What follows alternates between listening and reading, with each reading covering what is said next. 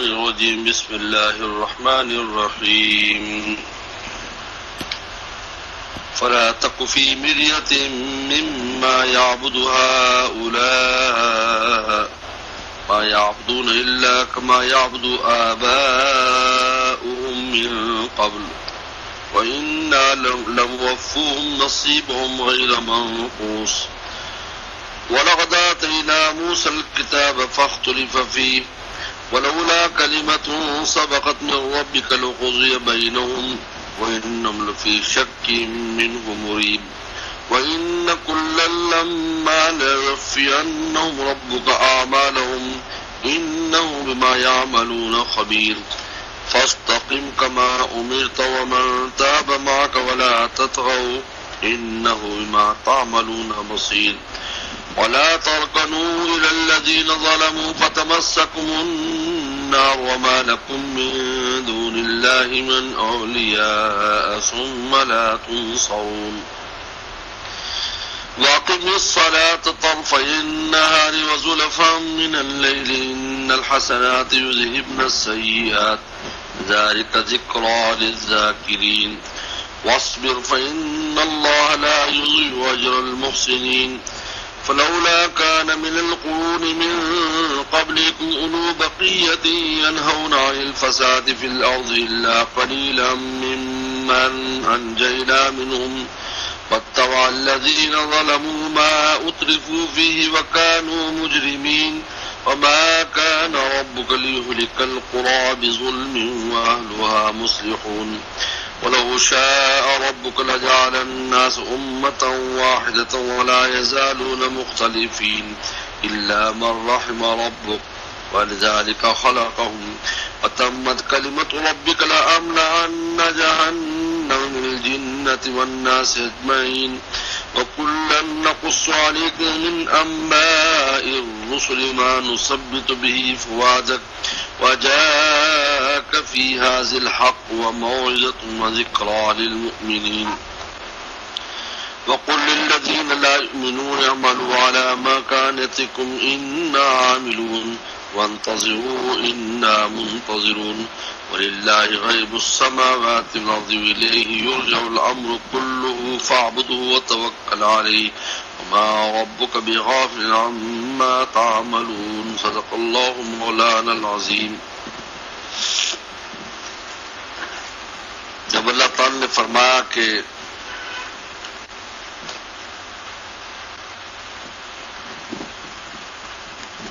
دنیا کے اعتبار سے بھی ان کو ذلتیں ملی جنہوں نے اللہ رسول کی مخالفت کی اور آخرت میں بھی ان کے لیے جہنم اور شقاوت ہے. تو اللہ تعالیٰ نے فرمایا کہ اب یہ بات واضح ہو گئی کہ جو ان کے بت ہیں یہ سوائے ہلاکت کے اور تباہی کے ان کو کچھ دینے والے نہیں ہیں. یہ حقیقت واضح ہو گئی. اس کے بعد اللہ تعالیٰ نے 5 اہم حکم دیے ہیں ایمان والوں کو. رسول اللہ صلی اللہ علیہ وسلم کو حکم دیے ہیں اور مقصد ہے قیامت تک کی امت کو حکم دینا. اور آخر میں اللہ تعالیٰ نے اسباب بیان کیے ہیں کہ عذاب کیوں آتا ہے, عذاب کے اسباب کیا ہیں, اس کے ایک سبب بعید اور ایک سبب قریب ہے. ان دونوں کو اسباب کو بیان کر کے پھر ان واقعات کے بیان کرنے کی حکمت بیان فرمائی. فرماتے کہ جب یہ معاملات ہیں کہ شقی اور سعید آخرت میں ہوں گے اور یہ بدبخت دوزخ میں جائیں گے, فلا تکو فی مریا, آپ ذرا بھی شک میں نہ پڑیں, مما یعبد ہؤلاء, ان بتوں سے جن کی عبادت کرتے ہیں کہ وہ بالکل ناکارہ اور تباہ کرنے والے ہیں اپنے عابدوں کو. کوئی شک, ذرا بھی شک نہیں رہنا چاہیے اس کا کوئی ذرا بھی کوئی فائدہ ہوگا, ایسا کچھ نہیں. فلا تکو فی مریۃ, یاد رکھو قرآن مجید میں جب بھی رسول اللہ کو کوئی حکم آتا ہے تو آپ کی ذات تو ایمانیات اور یقینیات کے سب سے عرفہ مقام پر ہے. دراصل یہ امت کو خطاب ہوتا ہے اور یہ قرآن کا اسلوب ہے. جس طرح انسان کسی کو نصیحت کرے تو کسی اپنے کو کہہ کر دوسرے کو کہنا ہوتا ہے.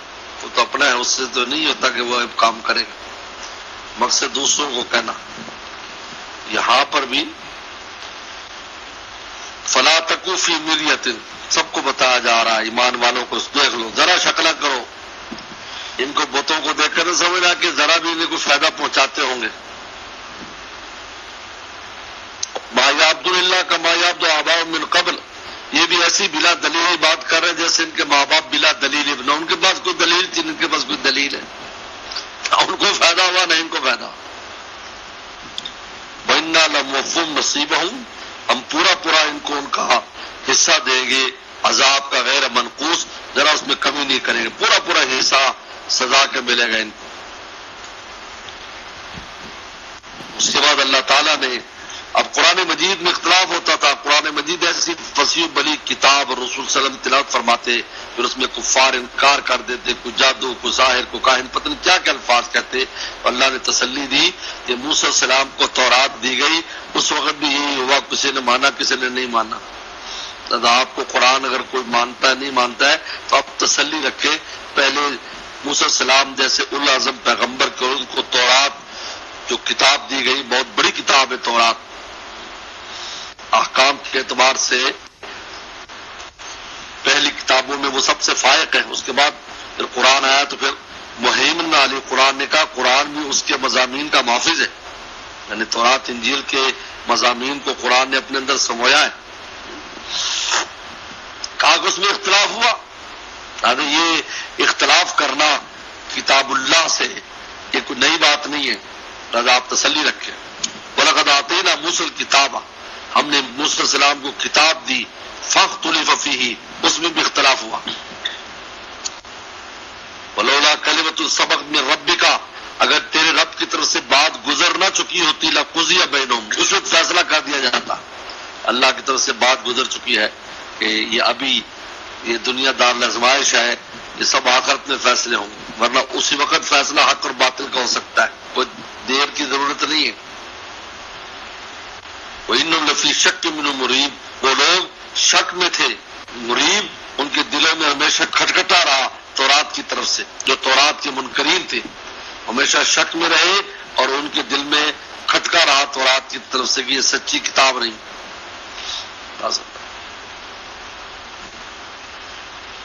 وَإِنَّ كُلًّا لَمَّا نُوَفِّيَنَّهُمْ رَبُّكَ أَعْمَالَهُمْ، اور بے شک جو ہر انسان کو، ہر ایک کو ان میں سے اللہ تعالیٰ پورا پورا اس کے عمل کا بدلہ دے گا، خیر ہے تو خیر کا، شر ہے تو شر کا. انہم ما یعملون خبیر، اللہ تعالیٰ ان کے اعمال سے باخبر ہے، اللہ کو خبر ہے، جو خبر رکھتا ہے وہ سزا بھی دے گا. اس کے بعد یہ 5 حکم دیے، فاستقم کما امرت، آپ استقامت اختیار کریں جیسے حکم دیا گیا. استقامت کہتے جم جانا، کسی چیز پر جم جانے کا نام استقامت ہے، کہ جم جائے آپ. کاما امرتا، جیسے حکم دیا گیا، یعنی حکم جس طرح کا حکم ہے اس سے تفاوت نہ کرے، بال برابر بھی ادھر ادھر آپ نے نہیں ہونا، اس کا نام استقامت ہے. استقامت کو کہ پوری امت کو ایسے حکم. فاستقم کما امرت ومن تاب، آپ بھی، ومن تاب معک، اور جو آپ کے ساتھ جن نے توبہ کی، رسول اللہ کو فرمایا جا رہا ہے، آپ اور وہ پوری استقامت. اس لیے آپ فرماتے رسول اللہ کہ شیبتنی ہود، سورہ ہود نے مجھے بوڑھا کر دیا، کیونکہ اس میں کما امرت، جیسا حکم ہے ویسے آپ کو استقامت اختیار کرنی ہے، کوئی گنجائش نہیں اس میں، کوئی کمی بیشی اور کی اجازت نہیں ہے. ولا تطغوا، اور سرکشی نہیں کر رہی ہے. تطغوا سے مراد ہے، طغیان سے مراد حدود شریعت سے باہر نہیں نکلنا، یہ مراد ہے. ولا، یہ دوسرا حکم، ولا تطغوا، حدود شریعت سے باہر نہیں، حدود کے اندر رہنا ہے تم نے. انہ ما تعملون بصیر، اللہ تعالیٰ تمہارے اعمال کو خود دیکھتا ہے، خوب اعمال کو دیکھتا ہے کہ تم کیا کر رہے ہو. 2 حکم. تیسرا ولا ترکنوا، اور مائل بھی نہ ہونا. رکون کہتے کسی طرف مائل ہونا، مائل اس کا درجہ دل کا پسند کرنا بھی ہے، کسی شے کو دل سے پسند کرنا. یہ اچھی چیز ہے ان میں. غیروں کی کسی شے کو پسند کرنا مذہبی اعتبار سے یہ مراد ہے. یار ان کا مذہب میں یہ ہے، ان کے مذہب میں یہ ہے. وَلَا تَرْكُ الَّذِينَ ظَلَمُوا، مائل بھی نہ ہونا ان لوگ طرف جنہوں نے ظلم کیا ہے، جو ظالم ہے، عقائد کے اعتبار سے ہو، اعمال کے اعتبار سے. فَتَمَسَّكُمُ النَّارُ، تو آگ تمہیں چھو لے گی. اس آیت کے تحت لکھا ہے مفسرین نے کہ غیر کی طرف، یعنی جو غیر مسلم ہے اور جو عقید اور عمل کی طرف خراب ہے، ان کی طرف جھکنے پر دوزخ کا عذاب آ جائے گا. جھکنا صرف عمل دور کی بات ہے. صرف پسند بھی کریں گے نا آپ دل سے، یار ان کا عمل یہ اچھا ہے. ایسے کتنے واقعات ہیں. عیسائیت کے کسی عمل کو اچھا سمجھا، خاتمہ خراب ہو گیا. ہندوؤں نے کسی عمل کو اچھا سمجھا، خاتمہ خراب ہو گیا. یہ ولا ترکنوا، جھکے بھی نہیں، للذین ظلموا، للذین ظلموا، ظالموں کی طرف. فتمسکم النار، تمہیں تو خود ظالموں کا کیا حال ہوگا دوزخ میں کہ جھکنے والوں کو بھی دوزخ کی آگ چھو لے گی. وما لکم من دون اللہ من اولیاء، اور نہیں پھر ہوگا تمہارے لیے اللہ سے کے علاوہ کوئی دوست. ثم لا تنصرون، پھر تمہاری مدد نہیں کی جائے گی. یہ تیسرا حکم ہے. یہ تیسرا حکم اللہ نے دیا کہ جھکنے کی بھی اجازت نہیں ہے. پسند بھی نہ کرو ان کے کسی عمل کو کہ یار یہ مذہبی طور پہ ایسا کرتے ہیں ویسا کرتے ہیں. بعض نے جو ہے وہ روزہ پسند کیا کہ فلاں والے ایسے روزہ رکھتے، ان میں جوس پی سکتے ہیں اور کھانا نہیں کھا سکتے، یار ان کا روزہ اچھا ہے. تو اسی پر خاتمہ خراب ہو گیا. ولا ترکنوا، چکو بھی نہیں. واقعی الصلاۃ، اب فرماتے ہیں کہ کرنا جو یہ تو تھے کہ اپنے عقائد کے اعتبار سے تمہارا یہ ہونا چاہیے کہ جم جاؤ اور شریر سے باہر نہ نکلو، ادھر جھکو نہیں. اور پھر عمل بتا رہے اقم الصلاۃ، نماز قائم کیے کریے طرف النہار، دن کے دونوں اطراف میں. ان میں فجر اثر مراد ہے. اس لیے رحم اللہ کے ہاں فجر کی نماز روشنی کر کے پڑھنا افضل ہے. طرف النہار، دن کے. نہار تب ہوتا ہے جب آج چیز نظر آئے. جب ہر چیز نظر نہیں آتی تو وہ نہار نہیں کہلاتی.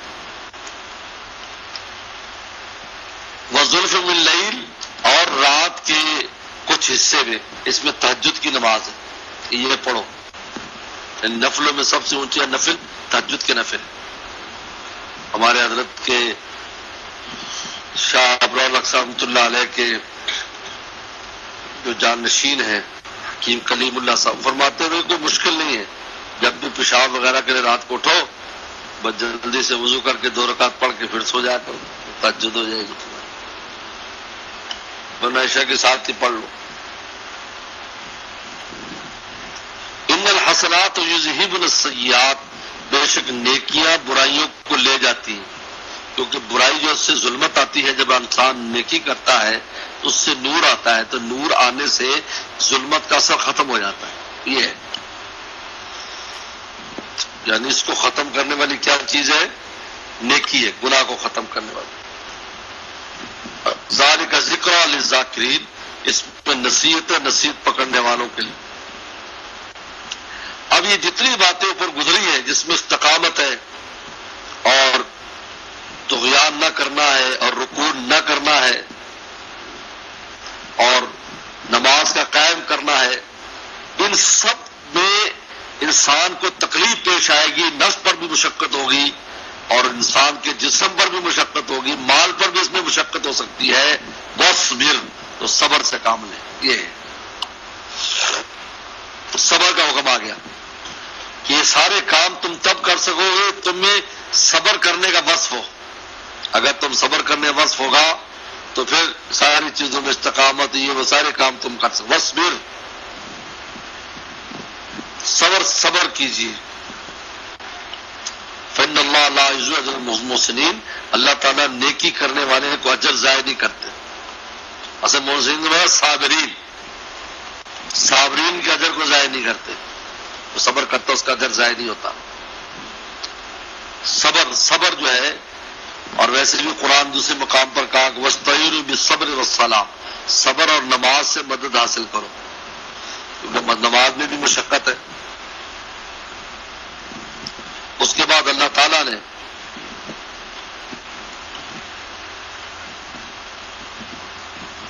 بتایا کہ یہ عذاب کیوں آتے ہیں، کیوں عذاب آتا ہے اور قوموں کو تباہ کر دیا جاتا ہے. کہتے اس لیے کہ وہ اپنی اصلاح کی فکر نہیں کرتے. اگر وہ اصلاح کی فکر کرے اور اکثریت ان میں ایسی ہو جائے کہ جو اپنے بارے میں فکر مند ہو جائے تو پھر عذاب نہیں آتا. لیکن جب تھوڑے سے لوگ ہوں جو فکر مند ہوتے ہیں، بہت قلیل، تو پھر عذاب کو کوئی نہیں روک سکتا. یہ عذاب کا سبب قریب ہے.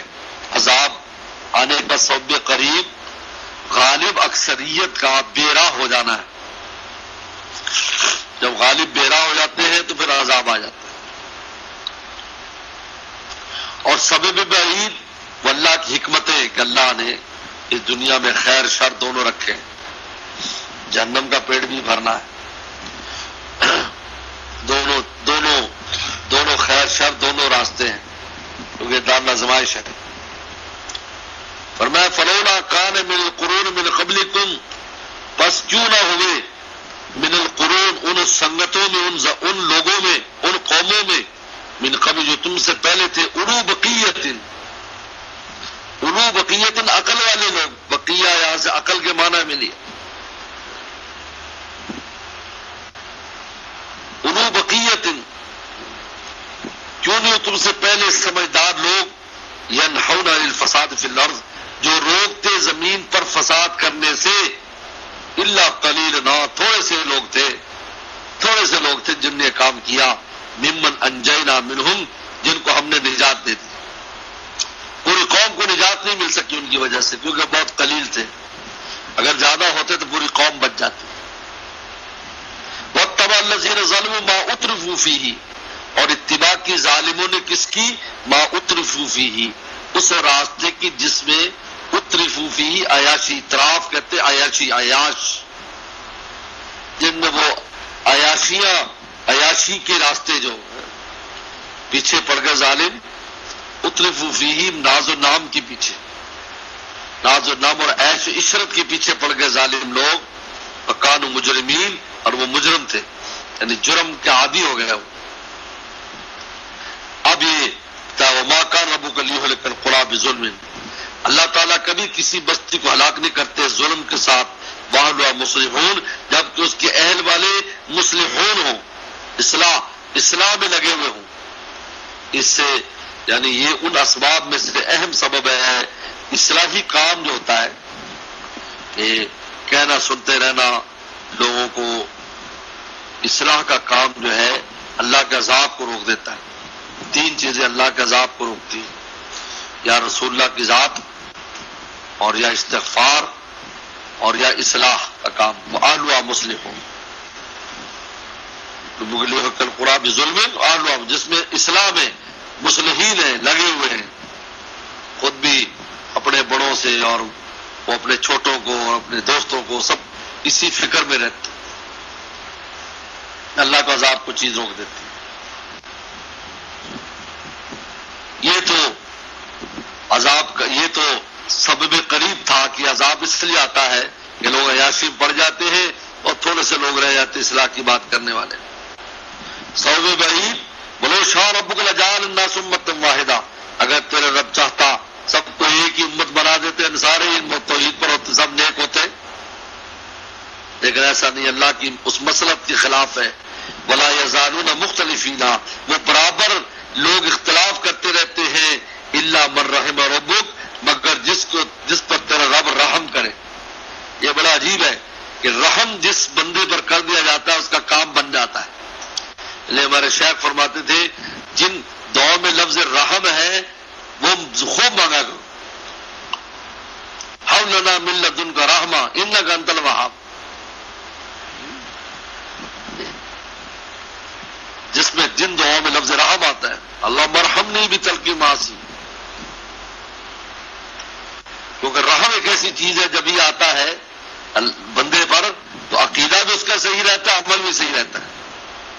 کیونکہ اللہ جو نفس عمل خراب کرتا ہے تو وہاں پر بھی یہ کہا اللہ ما رحم ربی، جب جس پر میرے رب رحم کر دے وہ نفس امارہ سے بچ جاتا ہے. اور یہاں اللہ ما رحم یہ کون، یہ عقائد کا مسئلہ ہے، ہلاک کر دیتے ہیں کفر و شرک کی وجہ سے.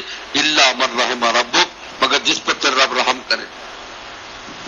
وَلِذَلِكَ خَلَقَهُمْ، اسی کے واسطے پیدا کیا ہے، اس خیر و شر کے لیے پیدا کیا ہے. آزمائش ہے، کون اچھے کام کرتا ہے کون برے کرتا ہے. وَتَمَّتْ كَلِمَةُ رَبِّكَ، اور تیرے رب کی بات مکمل ہو چکی. لَأَمْلَأَنَّ جَهَنَّمَ مِنَ الْجِنَّةِ وَالنَّاسِ أَجْمَعِينَ، کہ ہم جہنم کو ضرور بھریں گے، جنوں سے انسانوں سے سب سے ہم ضرور بھریں گے. جہنم کا کام کرنے والے سے جہنم بھری جائے گی. اس کے بعد ان واقعات کے بیان کرنے کی حکمت بیان کر رہے ہیں. وَقُلًّا نَقُصُّ عَلَيْكَ مِنْ أَنْبَاءِ الرُّسُلِ، اور ہم یہ سب پیغمبروں کے قصے آپ کو بیان کرتے ہیں کس لیے؟ مَا نُثَبِّتُ بِهِ فُؤَادَكَ، ہم اس سے تیرے دل کو مضبوط کرتے ہیں. جب پہلے پیغمبروں کے واقعات آتے تو نبی کا دل مضبوط ہو جاتا ہے کہ مجھ اکیلے کے ساتھ ظلم و ستم نہیں ہو رہا ہے، پہلوں کے ساتھ بھی یہی واقعات اس طرح ہی ہوئے. ایک نمبر 2 وَجَاءَكَ فِي هَذَا الْحَقُّ، اور اس میں آپ کے پاس حق آ گیا، یعنی آپ کو بالکل حق بات واضح ہو گئی کہ کبھی بھی جو نہ حق پر رہنے والے جو ہے وہ ختم نہیں ہوتے. وہ ابتدا میں کمزور ہوں گے، بعد میں حق غالب اور قوی ہو جاتا ہے اور باطل ختم ہو جاتا ہے. جاء الحق وزهق الباطل ان الباطل كان زهوقا. حق بات ان واقعات کے تناظر میں آپ کے سامنے آ گئی. نمبر 3 وہ موعظہ، اور اس میں نصیحت ہے. موعظہ واعظ ہے، واعظ وہ کہتے ہیں جو دل نرم کر دے، موعظہ. اور اس میں ان واقعات میں موعظت و ذکر اور نصیحت للمؤمنین، ایمان والوں کے لیے. یہ اللہ نے بیان کیا کہ یہ واقعات کا آپ کو فائدہ پہنچانا اور پھر حق کا واضح ہونا، اور اس کے بعد ایمان والوں کے لیے واضح و نصیحت ہے. اس کے بعد اللہ تعالی نے رسول اللہ سے فرمایا کہ اب آپ بہت زیادہ ان کا غم نہ کریں، یہ قریش والے، آپ ان کو ان کے حال پر چھوڑ دیں، بس اب یہ عذاب میں مارے جائیں گے. اور وہی ہوا، ایک بدر کے ایک جھٹکے میں سارے کے سارے سردار جہنم رسید ہو گئے. کہاں گئے وہ بڑے بڑے دعوے کرنے والے؟ 7-8 سال کے اندر شے کا نقشہ بدل گیا. قل کہہ دی للذین لا یؤمنون، کہہ دیجیے ماننا لانے والوں کو، اعملوا علی مکانتکم، کرو اپنی جگہ پر جو تم نے کرنا ہے. انا عاملون، ہم بھی اپنا کام کرتے رہیں گے. تم بھی انتظار کرو، ہم بھی انتظار کرتے ہیں. بس بدر کا واقعہ ہو گیا.